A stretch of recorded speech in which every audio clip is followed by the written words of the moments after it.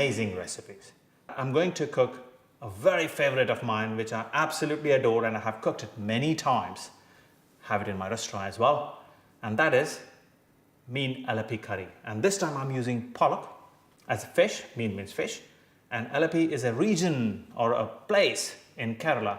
And they have a very specific way of using coconut, not coconut, sorry, this is what I wanted to say. They don't use coconut in this particular recipe. They use tamarind and tomatoes and the spices to bring the flavors together. For first time, they give coconut a rest. So you will enjoy this recipe. And again, vegetarians, if you don't like fish, you're not a pescatarian, then never mind. You can use vegetables like courgette, mushrooms, pumpkin, many things that come together to go in that curry. Fantastic. Now let's cook Pollock Alleppey curry or Meen Alleppey curry. I got 2 pans here, one for sauce, one for fish, and here are the ingredients. You're going to need the following ingredients for this recipe.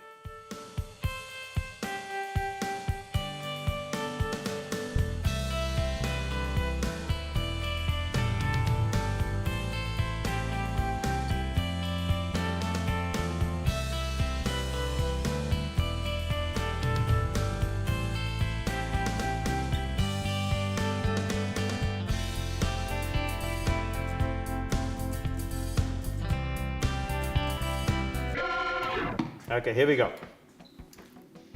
And for the spices, I'm going to use some mustard seeds to start with.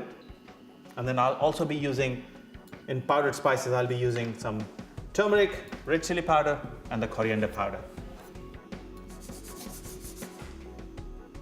That's really critical to have the temperature of the oil absolutely right, otherwise spices will not pop, which is very important, especially in the case of mustard seeds. Yeah. There we go. Mustard seeds, chili, and few curry leaves. Come on, come on. Yeah, that's it. Love this flavor. Beautiful. Now, chopped shallots. Just about 1 medium chopped shallot would do for this. Going to add a pinch of salt.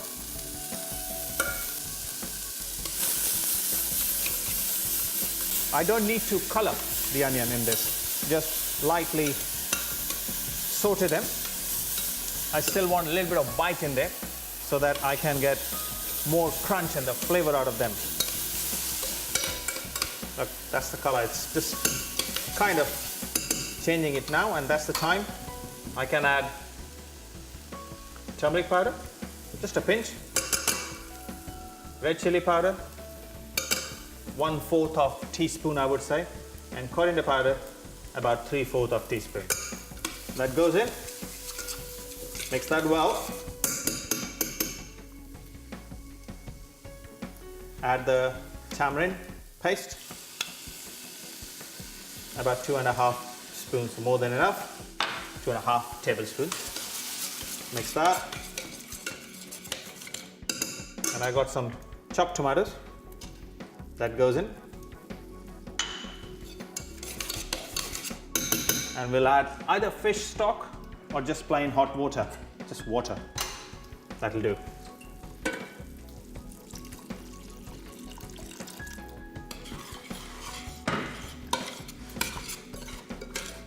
And I will let this simmer away while I'll fry the fish. Now for the fish, start with the vegetable oil.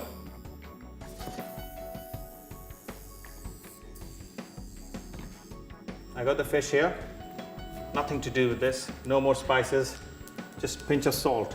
That's all. Just make sure it's nicely done. You can add a little bit of lemon juice if you wish to.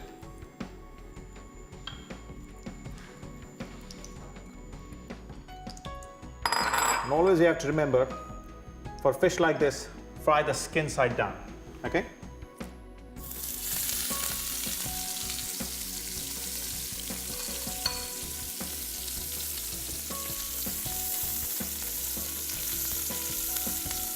Now the moment you put the fish skin side down, the fibers and the skin, they start pulling together because of the heat And you have to use a spoon or a spatula to make sure that you keep the fish down so that skin can get cooked properly.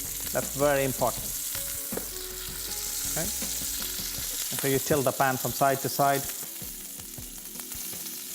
I'll leave that there for a minute, let it cook. I've got a pan here in which I'm going to land my fish eventually. Focus on the sauce. Oh. Beautiful taste coming together. Just going to see. Oh, it's beautifully cooked. Look at that. That's what I mean. It should be nicely cooked. I'll let it cook a bit more. And here in the sauce, I got few diced or just cut into half baby tomatoes or cherry tomatoes as we call it. Get them going. So they shrivel up and give a nice, beautiful finish to the sauce.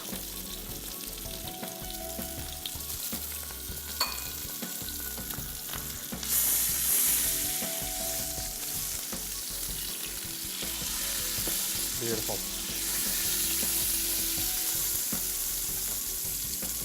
I'll drop the temperature a bit and cook slowly now.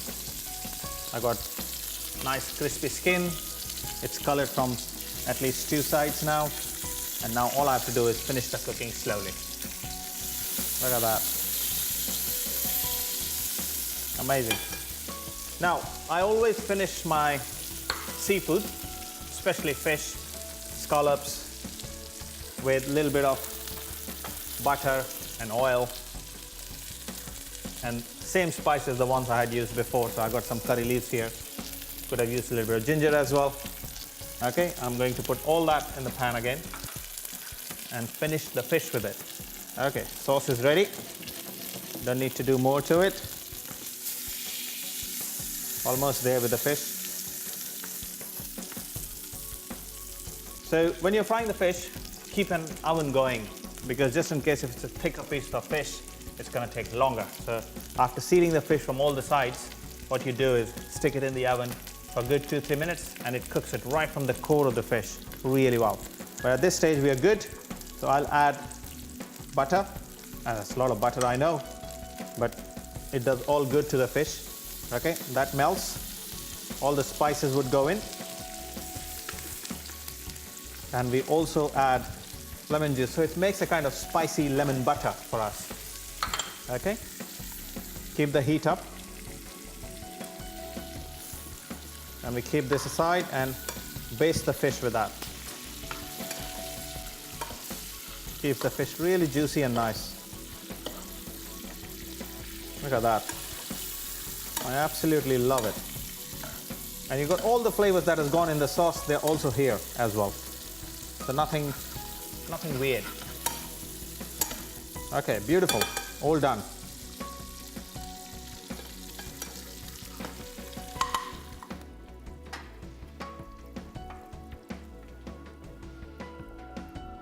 Okay. Right, the fish is fried, the sauce is ready, garnishes are here.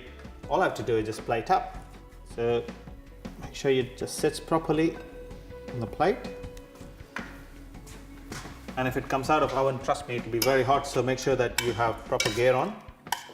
And pour the sauce. I absolutely adore this recipe.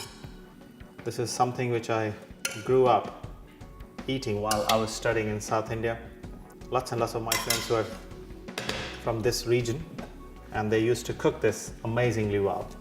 So I learned from them. Right, these are oyster leaves.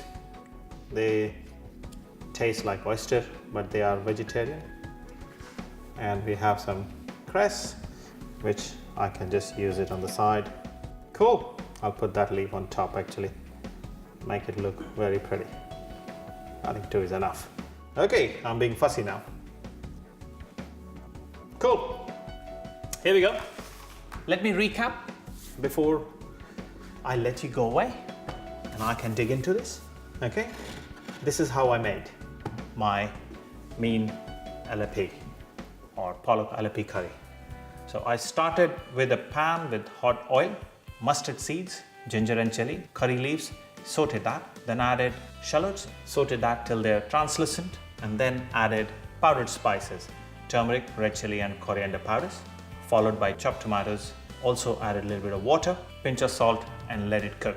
On the side of the pan, I heated the oil and seasoned the fish, the pollock, with a little bit of salt and lemon juice, and pan fried it on all the sides, and then finished it with a little bit of butter, curry leaves, ginger and chili, and basted it with the whole juices which were coming in the pan. And then served it with some oyster leaves and coriander cress and some tomatoes there. I had also added half of cherry tomatoes in there, 3-4 of them, just to give them a little bit of body.